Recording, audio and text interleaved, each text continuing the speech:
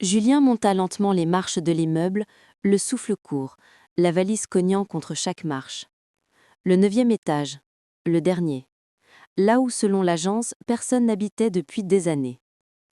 Les murs portaient des traces de peinture écaillée et une ampoule nue pendait au bout d'un fil, oscillant légèrement dans le courant d'air du couloir.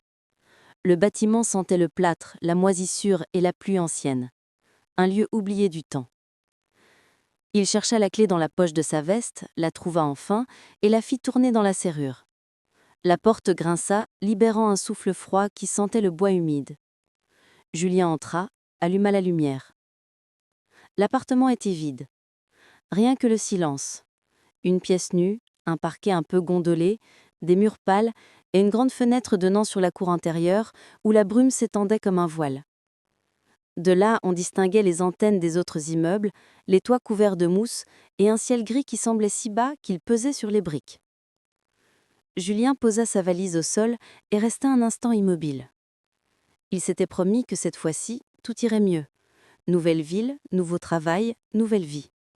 Ici, à Lyon, il pourrait recommencer, loin de tout ce qu'il rongeait. Mais à peine eut-il refermé la porte derrière lui qu'un craquement retentit au-dessus. Un son sec, profond, comme un pas sur une planche. Julien leva la tête. Le plafond vibra légèrement puis se tut. Il fronça les sourcils. Le concierge lui avait bien dit que l'immeuble n'avait que 9 étages. Alors quoi? Un oiseau peut-être? Une bête coincée sous les tuiles? Il tenta d'en rire, mais son rire sonna faux. Il marcha lentement vers la fenêtre, observa la cour. Personne. Le vent passait entre les grilles, soulevant un journal détrempé. Tout semblait figé. Il resta longtemps là, le regard perdu.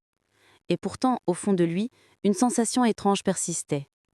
Pas vraiment de la peur, plutôt cette impression de ne pas être seul. Comme si, dans le silence, quelqu'un observait chacun de ses gestes. Julien soupira, alluma une cigarette et s'assit sur le rebord de la fenêtre. Sous ses pieds, la ville bruissait faiblement. Un tramway au loin, un chien qui aboyait, une sirène qui s'éteignait. Le monde continuait, indifférent. Mais au-dessus de sa tête, le plancher craqua encore. 2 fois, puis plus rien. Il resta assis dans la demi-lumière jusqu'à ce que la nuit tombe. Et quand il éteignit la lampe pour se coucher, il eut cette étrange certitude qu'il y avait quelqu'un là-haut, juste au-dessus de lui. Quelqu'un qui attendait. Le lendemain matin, Julien se réveilla avant le lever du soleil.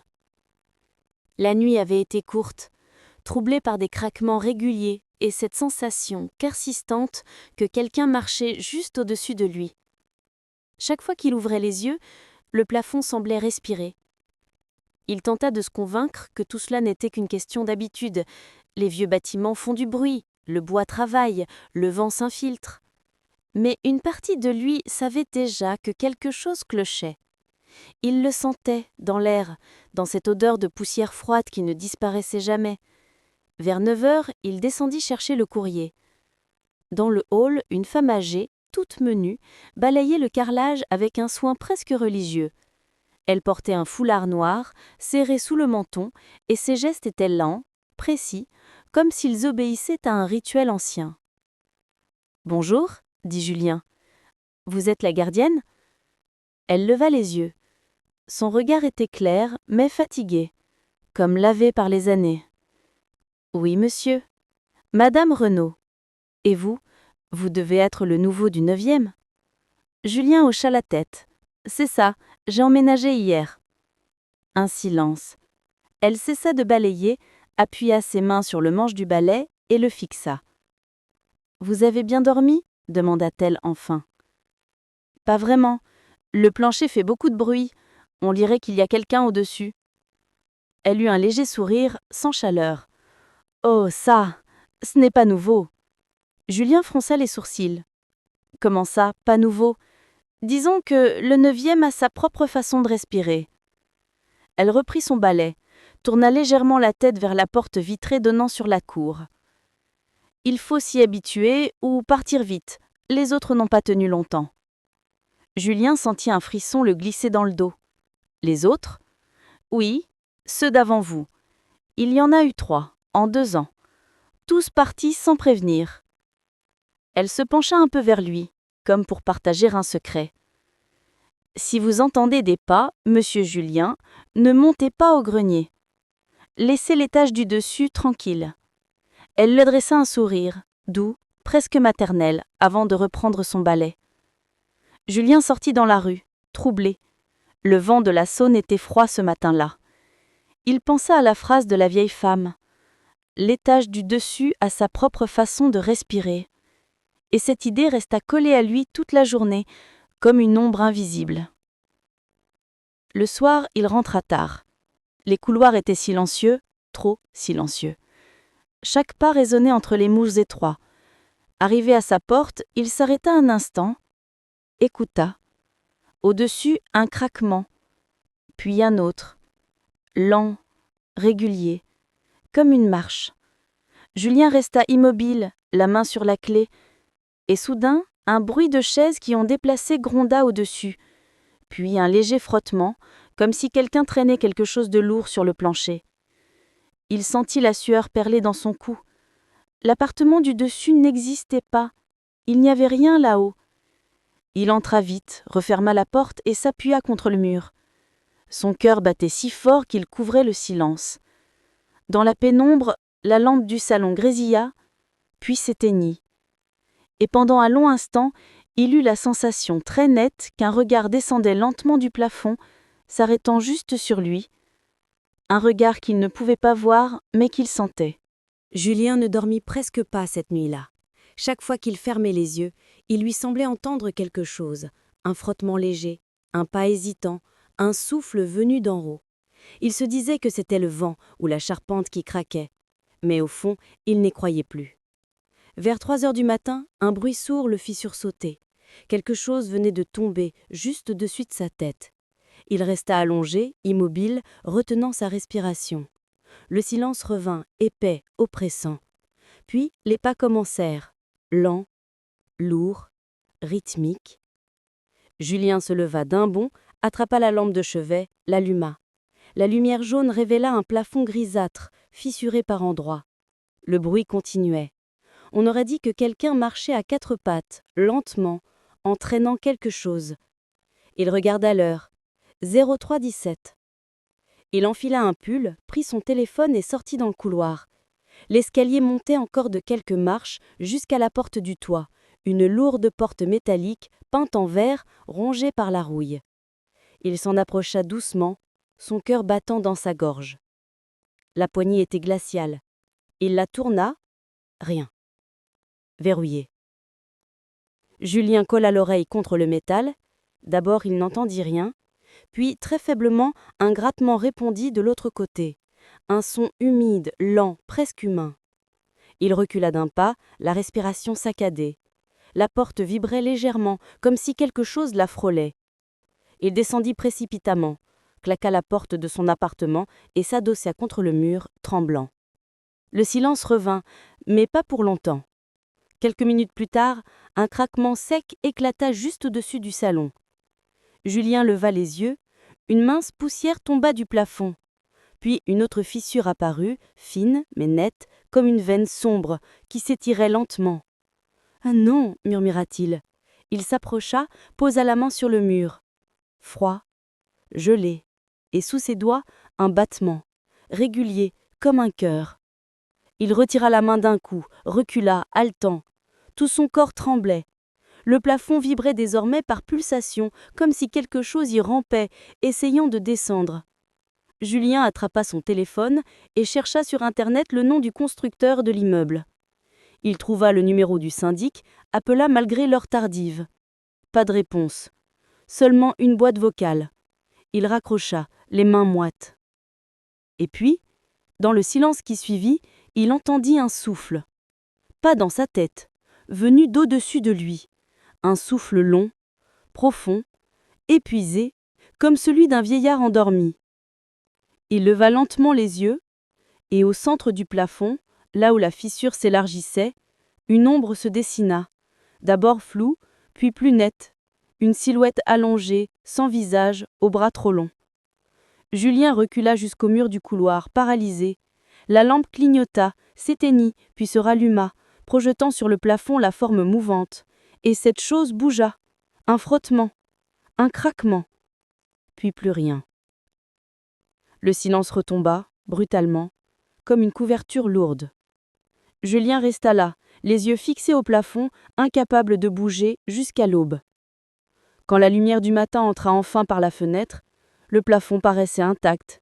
Aucune fissure, aucune trace, rien. Mais dans la poussière du parquet, tout près du lit, quelques grains noirs étaient apparus. De la cendre, ou autre chose. Le lendemain matin, Julien se sentait vidé. Ses yeux brûlaient, ses mains tremblaient encore. Mais il devait comprendre. Il ne pouvait pas rester dans cet appartement sans savoir ce qui se passait au-dessus de lui. Il commença par descendre chez Madame Renaud, la vieille gardienne. Elle était dans la cour, en train de nourrir les pigeons. Quand elle le vit approcher, elle fronça légèrement les sourcils, comme si elle savait déjà pourquoi il venait. « Vous n'avez pas dormi, hein ?» murmura-t-elle. Julien hocha la tête. « Vous saviez qu'il y avait quelque chose là-haut. » Elle resta un moment silencieuse, fixant les oiseaux qui picoraient le pain. Puis elle dit doucement « Ce n'est pas quelque chose, c'est quelqu'un. » Julien sentit un frisson glacial lui traverser la nuque. « Expliquez-moi. » Vous ne croyez peut-être pas à ces histoires, mais ce bâtiment a été mal bâti, monsieur Julien, très mal. Elle se signa rapidement. C'était en 1983. Pendant les travaux, un ouvrier est tombé du toit. Un certain Henri Vaillant, un homme seul, un peu étrange. On disait qu'il buvait, qu'il parlait parfois tout seul. Il est tombé juste au-dessus de l'appartement neuf, celui que vous occupez maintenant. Julien resta muet. Et il est mort ? Oui, mais pas tout de suite. 3 jours à l'hôpital. Il répétait toujours la même phrase. « Il fait froid là-haut. Laissez-moi rentrer. » Elle leva enfin les yeux vers lui. Depuis ce jour, l'étage du dessus n'a jamais cessé de marcher. Julien serra les poings. Et personne n'a essayé de comprendre, de bénir l'endroit ou de réparer ce qu'il y avait à réparer ? Une femme l'a fait, celle qui vivait là avant. Madame Laurent. C'était la sœur de la propriétaire actuelle. Elle savait des choses, des prières anciennes. Elle avait réussi à calmer Henri. Pendant 30 ans, plus rien. Mais quand elle est morte, tout a recommencé. Julien sentit la colère remplacer la peur. Et personne ne m'a prévenu avant que j'emménage ? Si on le disait, plus personne ne louerait ici, répondit-elle simplement. Un silence tomba entre eux. Les pigeons s'étaient envolés, ne laissant derrière eux que des plumes grises. Madame Renaud ajouta d'une voix basse : « Si vous tenez à votre vie, monsieur Julien, ne montez plus jamais au toit, et surtout, n'ouvrez pas la fenêtre la nuit. » L'après-midi, Julien se rendit à la mairie du quartier. Il demanda les anciens plans de l'immeuble, les registres des accidents. L'employé, un jeune homme à lunettes épaisses, consulta les archives poussiéreuses. Après quelques minutes, il releva la tête. Oui, voilà, un décès pendant la construction. Henri Vaillant, 42 ans. Chute du toit. Il hésita. C'est étrange. Quoi donc ? Selon le rapport, l'accident s'est produit un dimanche. Il n'y avait pas de chantier ce jour-là. Julien sentit son estomac se nouer. Vous voulez dire qu'il était monté seul ? Apparemment, oui. Et regardez ça. L'homme lui tendit une photocopie jaunie. C'était le dernier témoignage d'un autre ouvrier. Je l'ai vu là-haut le soir avant sa chute. Il parlait à quelqu'un, mais il n'y avait personne autour de lui. Julien reposa la feuille lentement. Dans la marge, une phrase griffonnée à la main, presque effacée. Il disait qu'en haut, quelqu'un l'attendait. En rentrant chez lui le soir, Julien ne leva pas les yeux vers le plafond. Mais il sentit que ça savait, que ce qu'il avait découvert avait réveillé quelque chose. Dans la chambre, l'air était glacial, même avec le chauffage. Et quand il passa devant le miroir, il crut voir une fraction de seconde une silhouette derrière lui, haute, maigre, immobile, juste sous le plafond. Cette nuit-là, Julien décida de ne pas dormir. Il se fit un café noir, fort, amer. Il plaça une chaise en plein milieu du salon, face à la porte de la chambre. Dehors, le vent soufflait, charriant des bruits de métal et de feuilles mortes. À l'intérieur, tout semblait suspendu, comme si la maison retenait son souffle. Sur la table, la lampe jetait un halo jaune qui tremblait légèrement. Chaque tic-tac de l'horloge résonnait trop fort. Julien fixait le plafond. Rien ne bougeait. Mais il savait que ça attendait. Minuit passa, puis 1 heure, 2 heures, et soudain, un craquement. Lent, sec, juste au-dessus de lui. Un pas, puis un autre, plus lourd, plus proche. Julien leva les yeux. Le plâtre vibrait faiblement, soulevant une fine poussière blanche. Il se leva lentement, les doigts crispés sur la lampe de poche. Les pas s'arrêtèrent. Le silence revint. Puis, du mur à droite, un son nouveau, comme un souffle long, hésitant, venu de l'intérieur même des cloisons. Il fit un pas en arrière, et à l'heure au-dessus de lui, le plafond se mit à bouger, très légèrement, comme s'il respirait. Julien sentit la peur lui remonter dans la gorge, mais il ne voulait plus fuir, il voulait voir, savoir.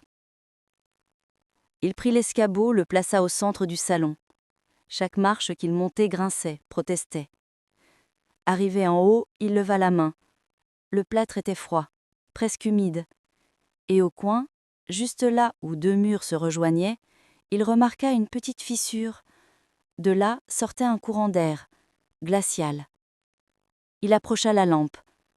Quelque chose bougeait dans l'ombre. Un fragment de tissu? Non. Une mèche de cheveux, sombre, tremblante. Puis, lentement, une forme s'extirpa, un visage sans couleur, les yeux ouverts mais vides.